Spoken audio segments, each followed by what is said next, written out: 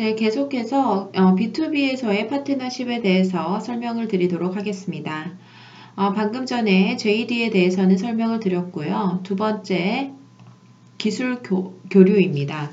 Technical Alternating 이라고 하는데 고객과의 기술 트렌드나 각사가 보유한 정보에 대하여 서로 교환하여 상호 간의 이득과 함께 우호적인 관계를 구축할 수 있는 방법입니다. R&D 부서뿐만 아니라 생산, QC, 재고관리, 물류 시스템 등의 기본적인 활동 외에 자원 재활용 기술, 폐수 처리 노하우 등 제품 외에서도 적극적으로 교류를 할 필요성이 있습니다. 세 번째는 VMI, Vendor Managed Inventory입니다. 이것은 SCM, 그러니까 Supply Chain Management의 한 부분으로 고객의 재고 보충 업무 권한을 벤더에게 이관하여 중간상, 즉 리테일러의 재고 수준을 관리하도록 하는 것입니다. 이는 시장 성과, 마켓 퍼포먼스를 향상토록 지원하는 윈윈 관계가 성립되도록 하는 것이 목적인데요. 이는 벤더가 고객의 수요 변화에 빠르게 대응하기 위해서 수요 정보와 재고 정보를 유통업자, 디스트리뷰터와 공유하고 이를 바탕으로 효율적인 재고 보충을 책임지게 됩니다. 네 번째는 just in time. 앞쪽에서 잠깐 언급을 드렸었는데요. 납품업자가 발주회사 공장에 상주하며 재고 관리의 효율을 높이는 생산 방식입니다. 발주처 내부 어디든지 드나드는 건 물론이고 생산 관련 모임에도 출석하고 연구실에서 컴퓨터로 매출 전망 자료를 열람할 수도 있습니다. 심지어 발주처를 대신해서 주문서까지 작성하는 경우도 있습니다. 따라서 기업 기밀이 누설될 수 있는 약점이 지적되기도 합니다.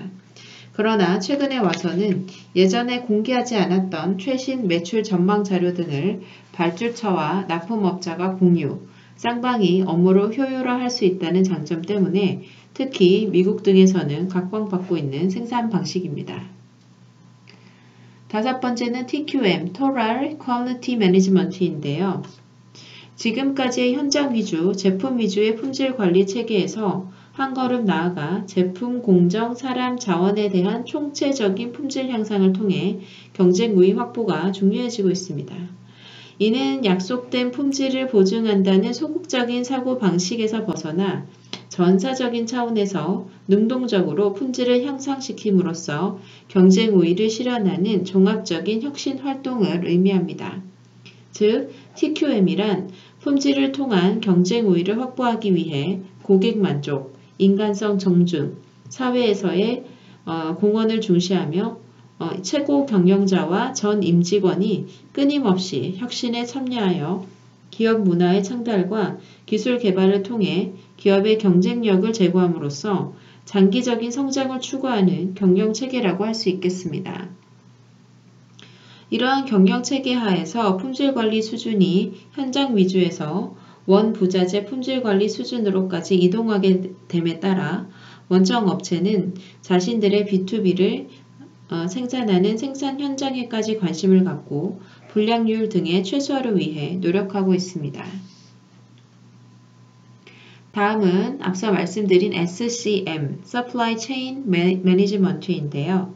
이 SCM이란 제품의 생산, 유통, 판매 과정에서 원자재 조달 및 판매까지 일련의 정보를 컴퓨터 네트워크를 활용하여 통합적으로 관리하고 그 내용을 생산 계획 기반이나 마케팅에 활용함으로써 효율적인 기업 활동을 지원하는 시스템으로 공급망 관리라고도 합니다. 리얼타임에 가까운 형태로 입수한 정보를 바탕으로 수요를 예측하고 생산에 필요한 자재들을 조달함으로써 재고를 줄여 비용을 절감하게 됩니다. 일곱 번째는 공동 프로모션입니다. 공동 프로모션이란 비경쟁적인 브랜드 혹은 상품, 서비스를 설정된 목표에 도달시키기 위한 것으로 이것은 시너지 효과의 극대화가 매우 중요합니다. 예를 들면 고객 광고 시에 공급자의 로고나 품질 등을 공유함으로써 소재나 공급자에 대한 보증을 확신하도록 하여 고객이 구매에 대해 확신을 할 수 있게 합니다.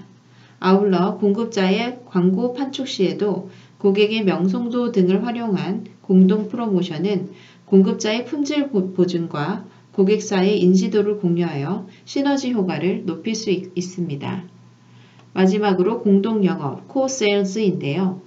상호 보완적인 성격을 가진 제품들에 대하여 공동의 영업망을 통해 판매하는 것으로 단일 B2B 대리점을 통하여 공동 판매하는 것이 그 예입니다. 이의 장점으로는 판매자의 입장에서 판매 효율을 볼 수 있으며 구매자의 입장에서 보면 한 곳에서 필요한 다른 제품을 구입할 수 있다는 것입니다. 오늘날 기업은 모든 기업 활동을 단독 수행하기보다는 높은 효율과 효과를 나타낼 수 있다면 경쟁 기업과 함께라도 생산, 판매, 마케팅 등을 공동으로 수행하는 방향으로 전환하고 있습니다. 따라서 B2B 생산 기업은 원청 업체를 포함하여 협력할 수 있는 부분은 협력을 통하여 협력을 높이고 자신이 가지고 있는 핵심 역량에 더욱 집중하는 것이 장기적인 성장을 할 수 있는 기반을 만들어 줄 것입니다. 잠시 그 마케팅과 고객에 관련한 개념 중에서 이 디맨드, 원츠, 니즈에 대해서 설명을 한번 해드리고 넘어가도록 하겠습니다. 마케팅의 궁극적인 목적은 기업의 장기적인 존속을 위해 효율적이고 효과적인 경영활동을 수행하는 것입니다. 그러므로 기업의 단기적인 이윤의 확보뿐만 아니라 장기적인 수익 확보와 이익 창출도 마케팅의 목표에 포함되며 이를 위해 기업은 지속적으로 고객에게 가치 있는 제품과 서비스를 제공해야 합니다. 마케팅은 고객이 무엇을 원하는지를 이해하고 앞으로 무엇을 원하게 될지를 예측하며 그 니즈를 충족시키기 위한 고민에서부터 출발합니다. 그렇기 때문에 소비자 니즈에 대한 완벽한 이해는 효과적인 마케팅 전략을 수립하는 데 필수적이라고 할 수 있겠습니다. 이러한 소비자의 니즈에 대해 정확하게 이해하기 위해 니즈와 원츠, 디맨드에 대한 의미를 구분해서 알아볼 필요가 있습니다. 먼저 니즈란 이 삼각형의 가장 아랫부분에 있는 것이고요. 말 그대로 필요의 의미입니다. 부족함을 느끼는 상태라고 말할 수 있겠는데요. 소비자가 느끼는 부족함의 상태, 즉 니즈에는 세 가지 영역이 존재하는데 이는 인간이 생존하면서 가장 기본적인 니즈인 생리적인 니즈, 그 다음에 음식이나 옷이나 집, 안전, 소속감 등과 관련된 필요성을 말합니다. 그리고 두 번째 사회적인 니즈는 소유, 그리고 애착에 대한 감정과 그 욕구를 말하며 개인적인 니즈는 지식과 자기 표현 등 소비자 개인의 영역에서 존재하는 욕망 등을 포함한 필요 존재들입니다. 니즈는 소비자의 모습 이전에 인간의 입장에서 삶을 영위하며 느끼는 인간 특성의 가장 기본적인 부분을 말하는 것이고 그를 위해 자연적으로 발생하는 것으로 타인에 의해 혹은 외부적 영향에 의해 만들어지지는 않습니다.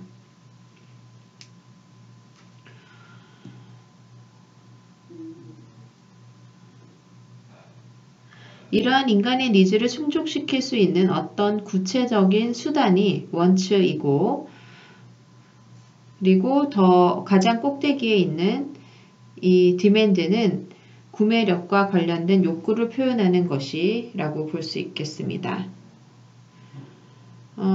그 니즈 위에 위치하고 있는 원츠는 구체적으로 필요로 하는 어떤 것을 의미하는데요.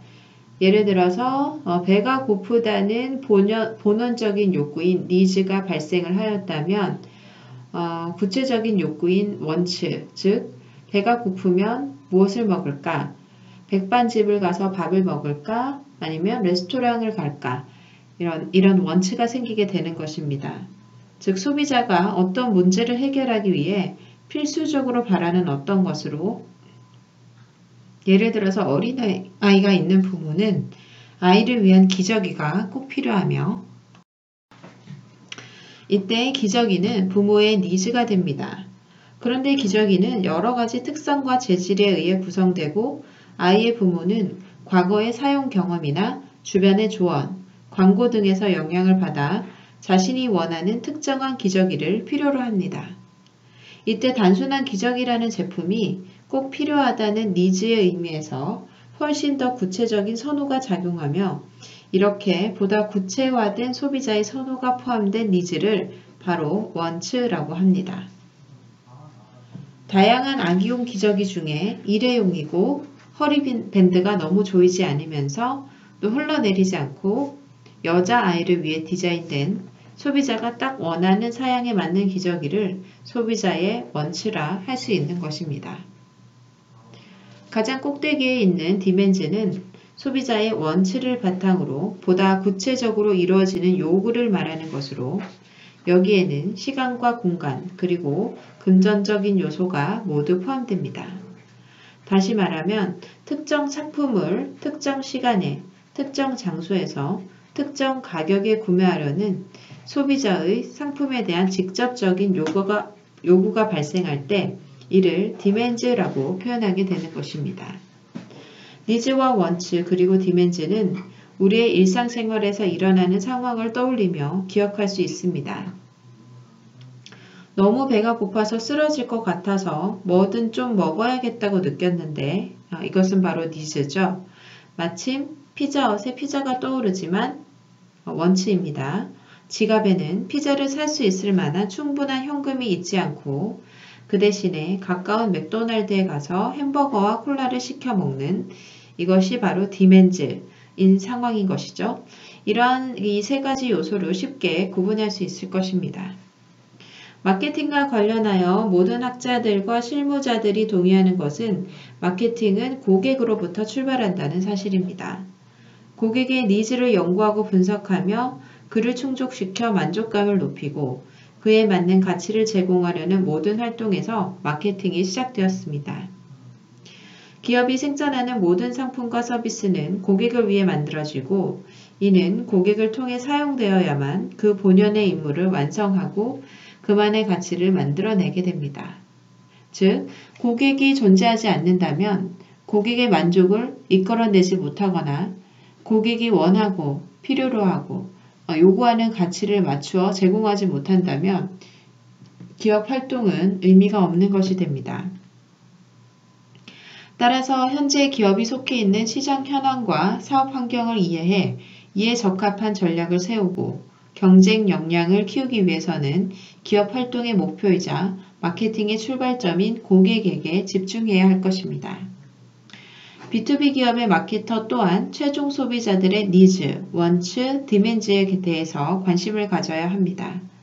왜냐하면 최종 소비자의 구매에 영향을 크게 받을 수밖에 없는 파생 수요의 특성을 가진 B2B 시장에서 단순히 좋은 제품을 만들어서 이를 기업 고객에게 판매하는 시대는 지나가고 있기 때문입니다. 기업 고객이 시장에서 강력한 경쟁 우위를 확보하고 새로운 성장을 위해서 공급 기업이 최종 소비자들에 대해 심도 있는 분석을 실시하고 이에 기반하여 새로운 가치를 고객 기업에게 제시할 수 있어야 하기 때문입니다. 네, 다음으로는 B2B 마케팅 전략에 대해서 함께 공부해 보도록 하겠습니다. 전략 프로세스란 마케팅을 계획하고 실제로 시행하는 전체 과정을 의미하는데요. 도출된 고객 욕구를 충족시키기 위해서 외부 환경 분석을 통해서 기회를 포착하고 한정된 내부 자원을 가지고 경쟁에 적절히 대응하는 일련의 과정을 말하는 것이라고 할 수 있겠습니다. 이 과정이라는 의미에는 일회성이 아니라 계획하고 실행하고 평가하는 과정을 반복적으로 수행하여 지속적인 성과를 향상시키는 뜻도 포함되어 있습니다. B2B 기업이 마케팅을 제대로 실행하는 데 있어서 프로세스가 필요한 이유는 첫 번째, 성공적인 전략은 전략 수립에 필요한 각 요소들이 일관성과 보완성을 유지하고 있습니다. 전략을 수립해본 마케터라면 누구나 알고는 있지만 전략을 수립하고 실행, 평가하는 과정에서 발생하는 시간적인 차이와 행동 주체의 불일치 등으로 인해 이를 유지하는 것이 쉽지 않습니다. 그러므로 마케터는 전략 수립 시에 중요한 일관성과 보완성을 유지하기 위해서 전략 프로세스를 효과적으로 활용할 줄 알아야 하며 이렇게 해야 전략의 효과와 효율성을 보다 극대화할 수 있게 됩니다. 또한 이 프로세스는 내부 커뮤니케이션 향상을 위해서도 필수적인 요소인데요. 영업을 포함하여 마케팅 활동에는 직간접적으로 조직 내부의 거의 모든 부서가 관여하고 연계되어 있다고 해도 과언이 아닐 것입니다. 그렇기 때문에 성공적인 마케팅 활동을 수행하기 위해서는 기업 내의 모든 부서가 달성해야 할 목표가 무엇이고 이를 위한 전략 방향은 무엇인지를 공유하여 자신들이 해야 할 역할이 무엇인지를 분명히 이해해야 합니다. 이를 위해서 서로 유기적인 관계에 의해 원활한 커뮤니케이션을 이루어야 하고 이를 통해서만 전 부서 간의 협력도 원활해져 신속한 진행이 가능해지는 것입니다. 특히 B2B 전략 수립 프로세스가 기존의 B2C (Business to Customer) 컨슈머 마케팅 프로세스와의 다른 점은 첫째, 환경 분석을 한 이후에 특정 고객을 함께 공략하는 직접적인 경쟁자를 분석하는 OTCSW 프로세스로 진행되어야 하고 두 번째는 단순한 품질, 비용, 배송 외에 어떠한 방향을 잡고 계획을 수립하는지에 대한 전략 대안, 이 방향을 도출하는 프로세스가 필수적입니다. 그리고 세 번째는 B2C와 달리 고객의 주문이나 특정 고객에만 관련된 공급일 경우에는 STP 논리는 전혀 부합되지 않는 부분입니다. 그동안의 많은 학자들과 전문가 컨설턴트들이 STP를 무리하게 전체 B2B 기업에 적용하여 마케팅의 본연의 논리인 효율성 극대화라는 논리가 상실되고는 하였습니다. 표준화된 제품이나 서비스는 이 STP 전략을 통해 최적 고객을 찾아 나가지만 이 B2B의 경우는 맞춤 제품이나 서비스를 제공해야 하는 경우가 많은데 이 경우에는 고객을 먼저 선정해야 명확한 맞춤 활동을 할 수 있게 됩니다. 즉, 특정 고객에 대한 주문과 관련된 니즈 파악, 구매센터 관계 파악, 그리고 결정권자들의 적합한 구매 결정권자에 대한 최적 제한, 그런 것들을 수행해야 할 것입니다. 다음은 IMS, Integrated Marketing Strategy로 넘어가 보도록 하겠습니다. 이 B2B에서 IMS란 통합된 마케팅 전략을 의미합니다. 기업은 고객에게 자사만의 독창적인 혜택을 효과적으로 제공하고 경쟁자보다 우위를 확보하기 위한 수단으로 목표 고객에게 최적의 포지션을 달성하기 위해 고객이 추구하는 가치를 기반으로 제품, 가격, 유통, 촉진, 브랜드, 고객관계의 6가지 실행 도구를 사용합니다. 이 중에서 제품 (product), 가격 (price), 유통 (place), 촉진 (promotion) 이 4가지를 일반적 마케팅에서는 POP, 믹스 전략이라고 합니다. 이 다 앞글자를 따면 P가 4개이기 때문에 POP라고 했습니다. 아울러서 최근에는 B2B에서도 브랜드 가치가 높은 기업들의 성과가 높게 나타날 뿐만 아니라 충성 고객을 확보하고 있는 기업들이 뛰어난 실적을 나타내고 있어서 브랜딩과 함께 전략과 함께 관계 향상을 위한 전략도 수립하여야 합니다. 이를 위해서 조직 차원에서 각 기능별 활동들이 고객 가치라는 목표를 향해 잘 정렬될 수 있도록 해야 합니다.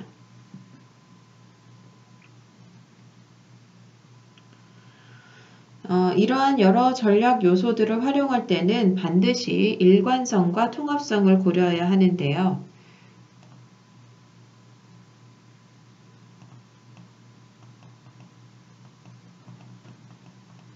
일관성과 통합성.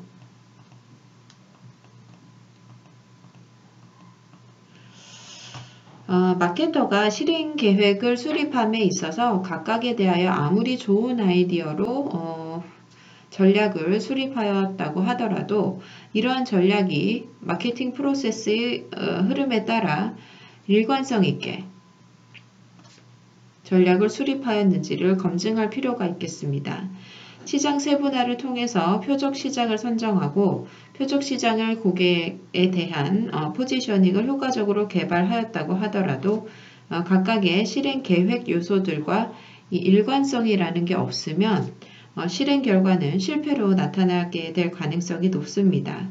마케터는 마케팅 환경 분석부터 실행 전략에 이르기까지 단절됨이 없이 물 흐르는 것처럼 일관성을 갖도록 수립하여야 할 것입니다. 일관성 못지않게 중요한 마케팅 실행 전략은 실행 계획 요소들 간의 통합성, 이 통합성이 반드시 유지되어야 합니다. 통합성은 각 실행 전략 요소 간의 상호 연관 수립으로 시너지 효과를 극대화하는 의미입니다. 단순히 제품 전략은 제품 전략만으로, 가격은 가격 전략만으로라는 이 단절된 실행 계획이 아니라 제품 전략과 가격 전략, 유통 전략, 프로모션 전략, 브랜딩 전략, 고객 관계 전략이 어우러져 수립되고 보완되어야 이 효과가 제대로 나타나는 것입니다. 이번 영상은 여기까지 하고 다음 영상에서 계속하도록 하겠습니다.